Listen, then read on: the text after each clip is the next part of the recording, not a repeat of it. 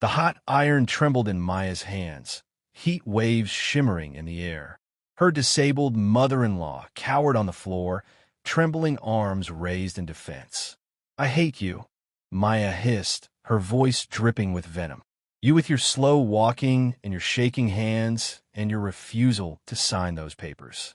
The elderly woman's eyes widened with terror as the iron lowered toward her. Steam rose from the metal surface. Mama Grace whispered a broken prayer. Maya didn't know her husband had returned early. She didn't know his colleague had been installing security cameras all week. She didn't know that in mere seconds, the front door would click open and witnesses would see everything.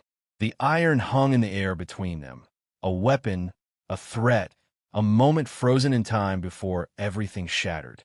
What Maya had hidden in the darkness was about to explode into the light, and the consequences would be more devastating than she ever imagined. If this story touches your heart, hit that like button and subscribe. Your support helps us share stories that protect the vulnerable and expose hidden cruelty. The downtown Toronto penthouse gleamed like something from an interior design magazine. Floor-to-ceiling windows overlooked the glittering skyline. Marble countertops reflected crystal vases and designer throw pillows. Everything was Instagram perfect, except for the elderly woman sitting carefully on the edge of a chair, gripping a worn wooden cane with trembling fingers. Mama Grace sat rigidly, never on the cream sofa. Not after last time. Not after Maya had screamed about how her aesthetic didn't work with an old woman in the frame. Maya swept into the room, phone already positioned, ring light glowing. She didn't look up when she spoke. "Mama Grace, please move. The background doesn't work with you there." The words landed softly but cut deep. Mama Grace slowly pushed herself up, cane scraping against the floor. That sound Maya constantly complained about, calling it unbearable in a home meant for modern living. 6 months. That's how long it had been since the stroke stole Mama Grace's steady walk. 6 months since she transformed from an independent woman into what her daughter-in-law whispered on phone calls was a burden. But Mama Grace heard everything. Maya posed for another photo, tilting her head just right. Her designer dress caught the light perfectly. Her social media told a story of blessed family life, of a woman balancing entrepreneurship and tradition. Hashtags like hashtag modern woman and hashtag luxury living and hashtag family first. The comments rolled in fast. "You're glowing, sis. Living your best life." Nobody knew what happened when the phone went down. The hidden meals, the snatch cane, the tasks done perfectly but forced to be redone. The public humiliation disguised as gentle correction. The way Maya's voice changed the second Marcus walked out the door. Mama Grace moved toward her small room at the back of the apartment. The one without the view, the one Maya insisted was more appropriate for her needs. Her fingers brushed the doorframe for balance. She hadn't eaten much today. Breakfast had been forgotten. Lunch portions had been tiny. The apartment hummed with expensive silence. Scented candles masked nothing. Soft music from hidden speakers couldn't drown out the truth that lived between polite words and cold stares. Maya didn't know it yet, but everything was about to shift. The woman posting perfect photos had no idea that what she wanted most was about to become her greatest nightmare. Inside her small room, Mama Grace eased onto the bed, setting her cane carefully against the nightstand. The room was plain, white walls, a single window facing a brick wall, a cross above the bed, and a small shelf holding her Bible and a photo of her late husband. Everything else in this apartment belonged to Maya's vision, but this room remained hers. She reached for her worn leather Bible. As she lifted it, something fluttered to the floor. An envelope. Her breath caught. The letter had arrived 3 days ago while Maya was out. She'd tucked it away immediately, instinct warning her to keep it private. Her fingers trembled as she retrieved it. The envelope bore an official seal from the Oakville Land Registry office. Her heart quickened as she unfolded the paper. What she read would change everything. Mama Grace's hands shook as she read the official letter. "Dear Mrs. Grace Thompson, this correspondence concerns the 5-acre property in Oakville registered in your name, the land where your parents, Matthew and Sarah Thompson, are laid to rest. Her throat tightened. She could see that land in her mind. The rolling green fields, the oak trees swaying in a breeze, the two modest graves she'd tended for decades. The provincial government has approved construction of a new highway expansion connecting our region to Toronto. Your ancestral property falls within the designated path. Mama Grace's grip on the letter tightened. The government has approved a compensation package of $2.1 million CAD. As the sole registered owner of this land, only your signature can authorize any transaction. The numbers blurred. $2.1 million. She read it again and again. Several parties have approached us expressing interest in purchasing your land rights, including some claiming to represent your family's interests. We have refused all such requests. Tears pricked her eyes. The registry office had kept their word. This land holds your parents' final resting place. According to your explicit instructions given to us 15 years ago, no sale or transfer can occur without your direct, witnessed consent. The letter continued. Should you accept the compensation, your parents' graves will be relocated respectfully at full government expense. Should you reject it, we will fight that decision in court. This is your decision alone. No pressure, no rush. However, be aware, there are those who have learned of this compensation and may try to influence or deceive you. Trust only official communication bearing this seal. The deadline for your decision is 3 months from this date. If you need counsel, contact our office directly. Mama Grace sat frozen, the letter trembling in her hands. $2 million. Money that could help grandchildren she'd never met, support church projects, transform lives. But it meant moving her parents' bones. It meant losing the land where her mother taught her to plant vegetables, where her father told stories under the ancient oak tree. She pressed the letter to her chest, feeling her heartbeat against the paper. "Papa, Mama," she whispered, "they want a resting place. What should I do?" The room offered no answer except the hum of air conditioning and Maya's distant voice on the phone in the living room, animated and excited about something. Mama Grace looked at the letter again, focusing on one line. "Be aware, there are those who have learned of this compensation and may try to influence or deceive you." A chill ran through her despite the room's warmth. How many people knew? Had word spread? She thought of Maya's recent questions. 2 weeks ago, casually over breakfast, "Mama, do you still have that property in Oakville? The one Marcus mentioned?" When she'd answered yes, Maya had smiled. "You should consider selling it. What's the point of keeping empty land you can't even visit?" Then last week, "I was thinking, Mama, if you sold that land, you could have your own money. Independence. Isn't that better?" She made it sound like freedom, like dignity. But Mama Grace had seen something flash in Maya's eyes. Something hungry. Now, holding this letter, understanding clicked into place like a lock turning. Maya knew, or suspected, or had heard something. Footsteps approached down the hallway. The distinctive click of Maya's expensive heels. Moving faster than she had in weeks, Mama Grace folded the letter and tucked it deep inside her Bible. She placed it back on the shelf just as her door opened without a knock. Maya stood in the doorway, phone in hand, perfectly shaped eyebrows raised.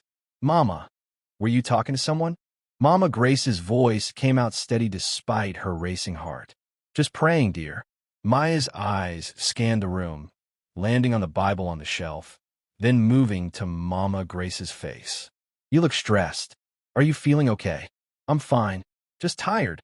"You're always tired." Maya stepped inside, uninvited, her gaze sweeping the small space like she was searching for something. "You know, Mama, if you need anything, you should tell me. We're family, after all." The word family sat wrong in the air. Maya lingered another moment, then checked her phone and sighed dramatically. "I have a virtual meeting in 10 minutes. Try not to make too much noise, okay? These investors are particular about professionalism." She left without closing the door. Mama Grace sat motionless, listening to the heels click away.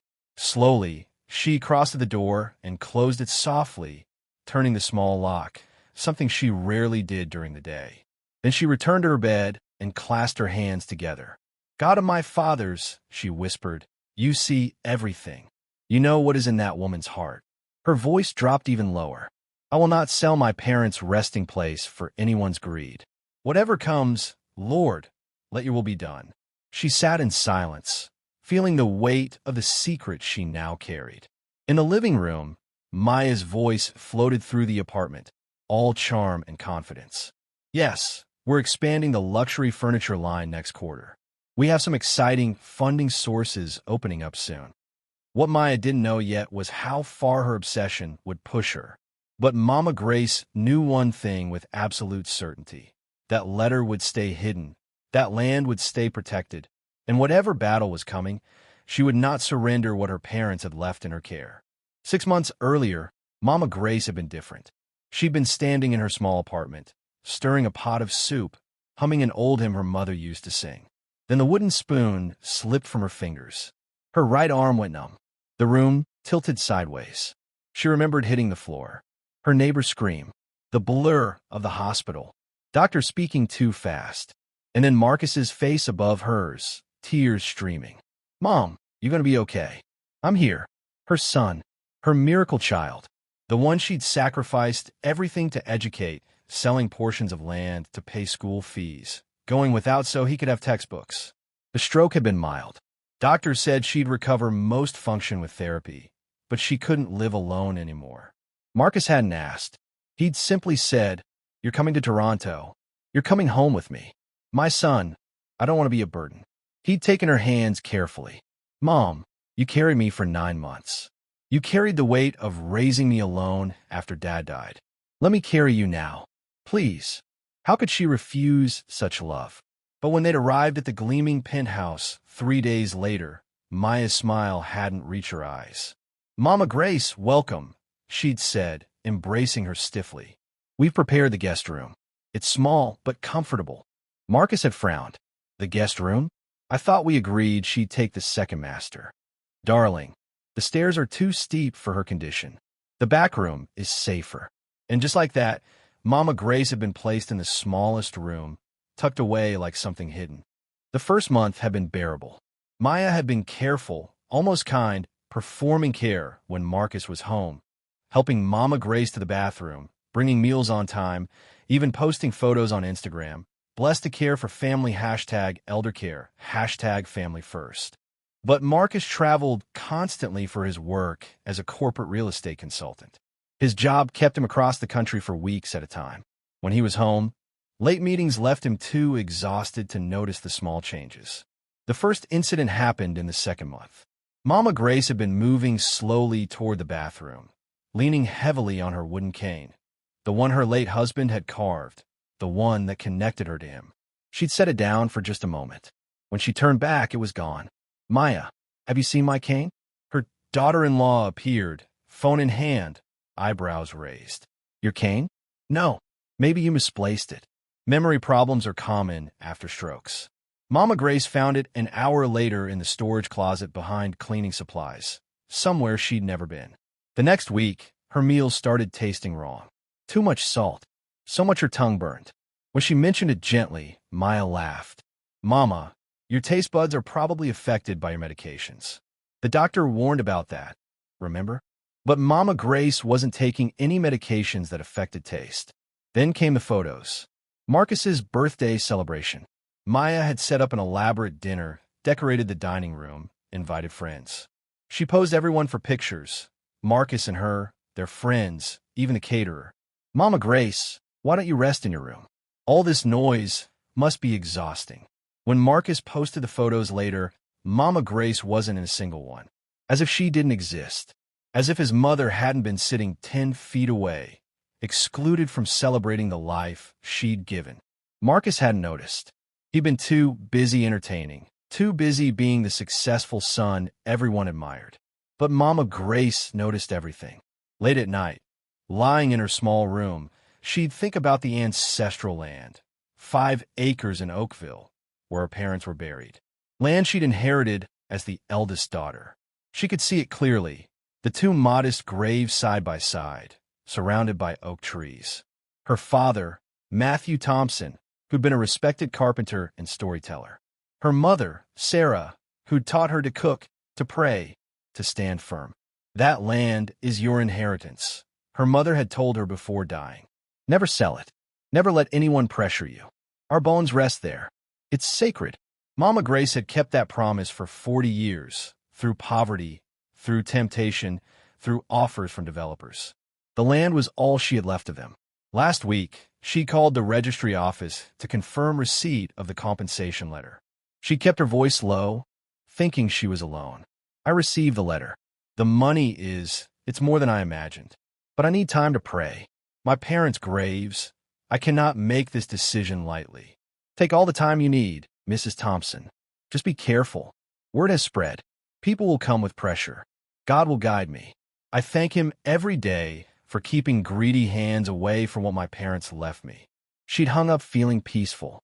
She hadn't known Maya was standing in the hallway, perfectly still, having returned early from a meeting. Maya had heard those two words, greedy hands, and felt them like a slap. That night, after Marcus fell asleep, Maya sat in the dark and searched online. Highway Land Compensation Canada property values. The numbers made her breath catch. Maya's research became an obsession. Every spare moment, she scrolled through news articles about the highway project, government press releases, property value estimates. $2.1 million. Maybe more if the land had commercial potential. Enough to open 3 flagship furniture showrooms across Toronto. Enough to import entire containers of luxury items from Europe. Enough to position her brand among the elite. She'd built her furniture business from nothing, worked 18-hour days, but growth was slow. Investors wanted track records she didn't have. Banks wanted collateral she couldn't provide. She'd been stuck at the same level for 2 years, watching competitors surge ahead. This money could change everything. And it was just sitting there, controlled by an old woman who couldn't even walk straight, who contributed nothing, who took up space. The injustice burned in Maya's chest. She stopped pretending to be pleasant when Marcus wasn't around. One morning, Mama Grace was sweeping the kitchen floor, moving slowly but thoroughly. She'd woken at dawn to finish before Maya emerged, hoping to avoid conflict. But Maya appeared earlier than usual, already dressed, already irritated. She watched Mama Grace sweep for exactly 10 seconds. "You missed that corner." Mama Grace looked up, confused. "I was just getting to..." "You're always just getting to something. Do you know how long this simple task should take?" The word simple hung in the air like poison. Mama Grace said nothing. She moved toward the corner. Maya stepped forward and snatched the cane from where it rested. "You don't need this right now. You're just leaning on it because you're lazy. Please, What you need is to move faster." Maya set the cane on top of the refrigerator, out of reach. "Finish sweeping.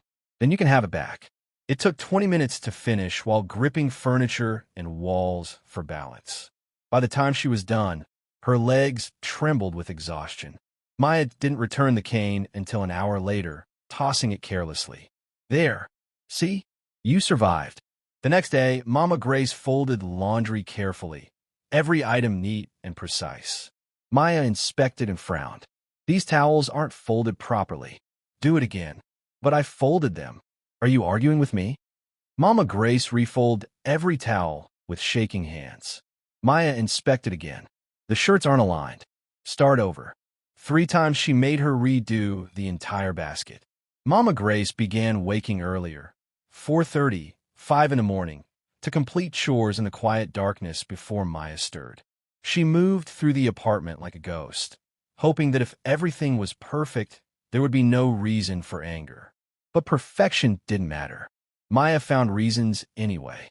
"You're making too much noise. You're moving too slowly. Why are you always in the way?"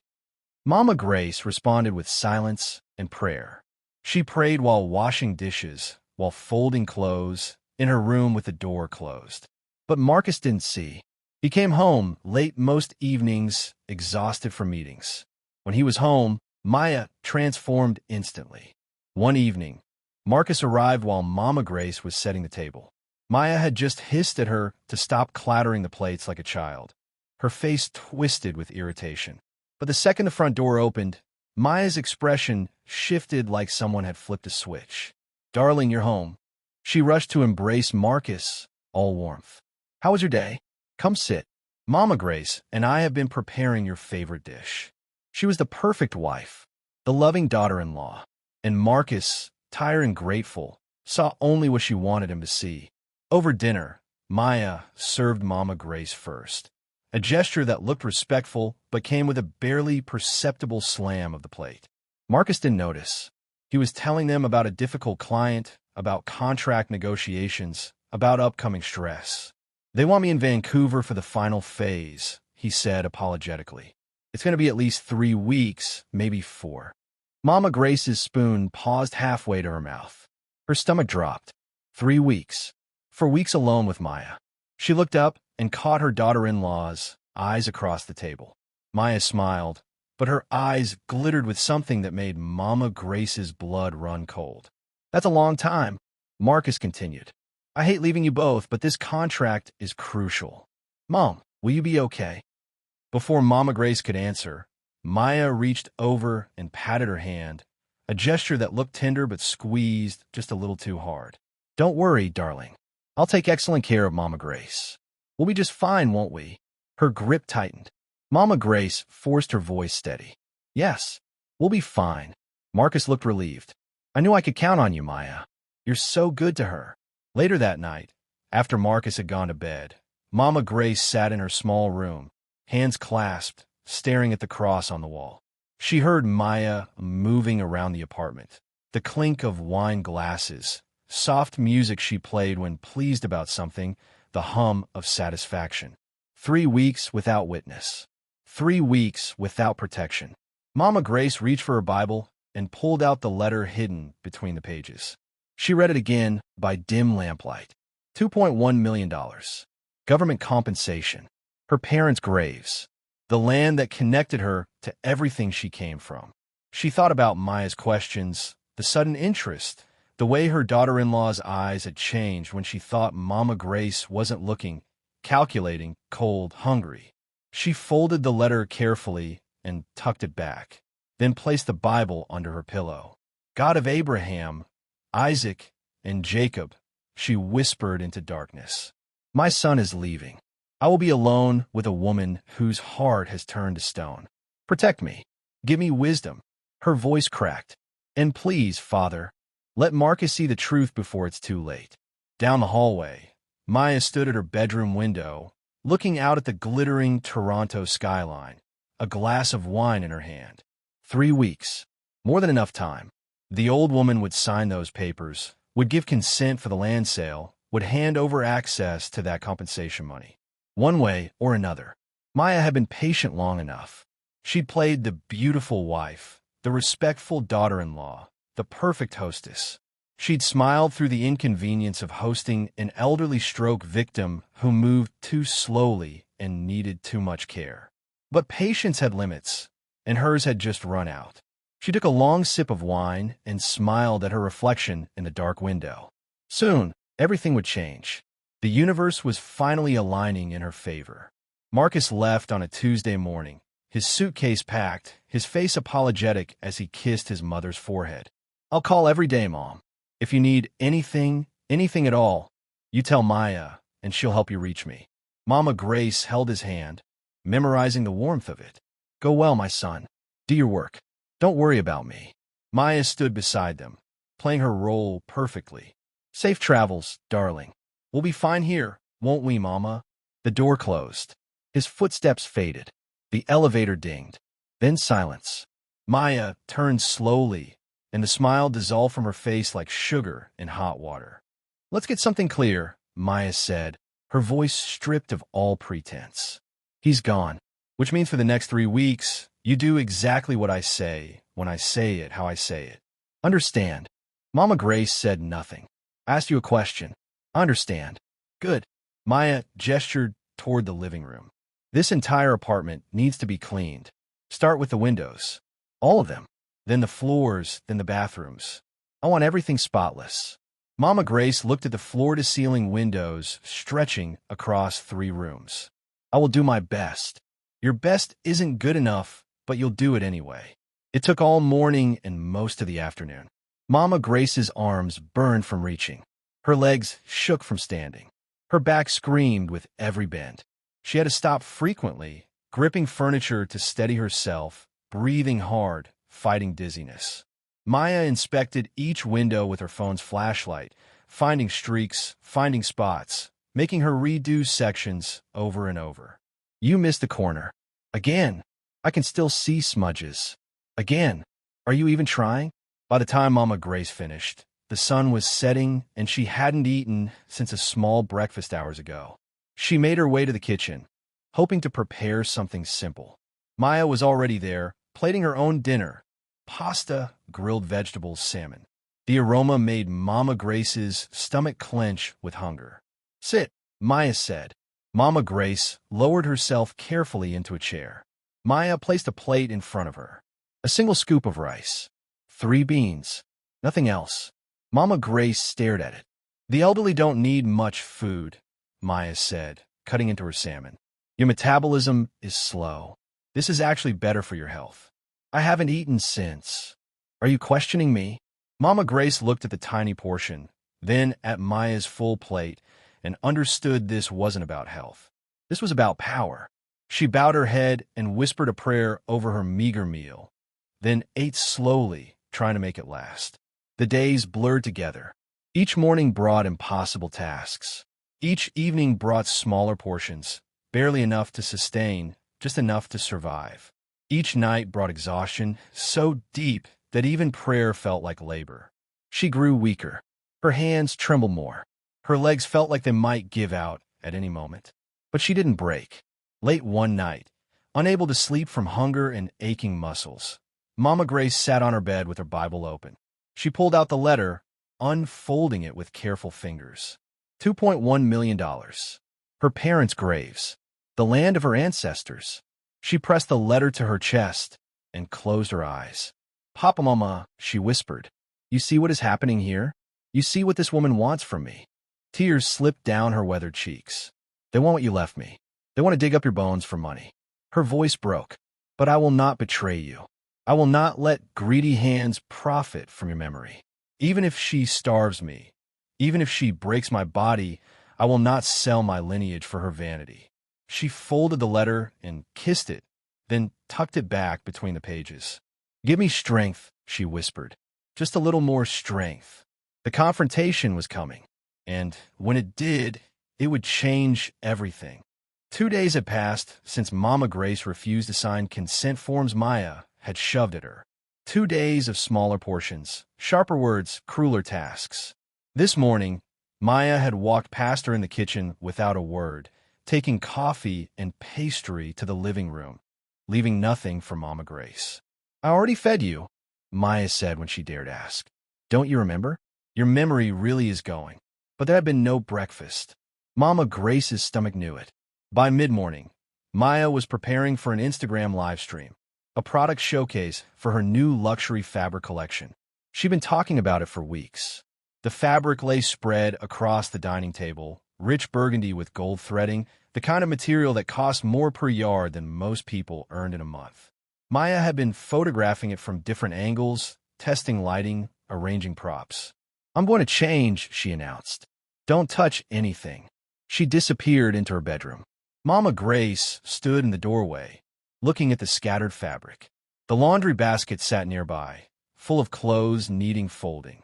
She thought maybe if she could help, if she could be useful, maybe the hostility would ease. She moved carefully to the table.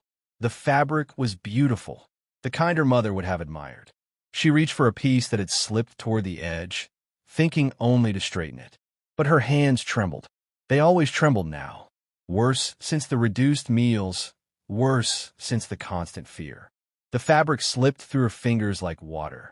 Time seemed to slow as she watched it fall, watched it land partially on the floor, right at the edge of a small puddle where she'd spilled water earlier. The corner of the expensive fabric touched the water, soaked it up. The burgundy darkened. Mama Grace gasped, bending as quickly as her body would allow. Try to lift it, trying to fix it. That's when Maya emerged from the bedroom. She saw the fabric, saw the water, saw Mama Grace crouched over it with trembling hands. The scream that came from her throat was primal. What did you do? I was just, it slipped. You touched it. Maya rushed forward, snatching up the dampened fabric. I told you not to touch anything. I'm sorry. I didn't mean. This fabric cost $70,000. And you useless, shaking, worthless. Maya threw the fabric down and whirled on Mama Grace, her face twisted. Do you know what you've done? This was for my showcase. This was supposed to launch my new collection. Please, I can wash it. You can do nothing. You are nothing. Just a burden, a liability, an obstacle. Maya's chest heaved. I'm so tired of tiptoeing around you. So tired of watching you shuffle around MY home like a ghost. So tired of being trapped with someone who stands between me and everything I've worked for. Mama Grace backed away, her cane scraping the floor. Please. Please what? Please forgive you? Please let you ruin one more thing. Maya's eyes fell on the ironing board nearby, the iron she'd been using earlier. She'd unplugged it only moments before, but it was still hot, steam still rising. She grabbed it. The iron's cord dangled as she lifted it, her knuckles white around the handle, heat radiating from the metal. Mama Grace's blood turned to ice. Maya, no. You want to see what happens when people destroy valuable things. Maya's voice was eerily calm now. You want to understand consequences. She advanced, the iron raised. Mama Grace backed against the wall, her cane clattering from her hand, her trembling arms coming up instinctively to shield her face. Please, please, I'm sorry. Don't. Sorry isn't enough. Maya closed the distance between them. You've been in my way since the day you moved in. You with your slow walking and your shaking hands and your refusal to sign those papers. The iron lowered toward Mama Grace's raised arms, close enough that she could feel its terrible heat, close enough to see the steam rising. I should teach you, Maya whispered, her face inches away. Teach you what happens when useless old women stand in the way of progress. Maya, please, in God's name. God, Maya laughed, sharp and bitter. God gave me ambition, and God put this opportunity in front of me.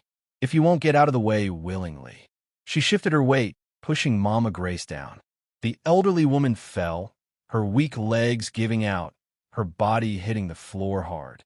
Pain shot through her hip, her shoulder, her spine. Maya stood over her, the iron still in her hand, fury blazing in her eyes.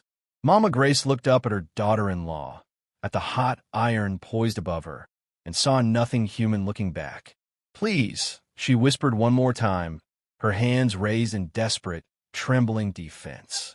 Maya's hand tightened on the iron's handle. Her breath came in sharp gasps. The moment stretched like glass about to shatter. And then, the distinct sound of a key turning in the front door lock. Both women froze. The door opened. Marcus stood in the doorway, his colleague David beside him. Both men frozen mid-step, their faces registering shock, horror, disbelief. For a moment, no one moved. No one breathed. The scene before them was a nightmare made flesh. Maya crouched over Mama Grace's fallen body, the iron gripped in her hand, steam still rising.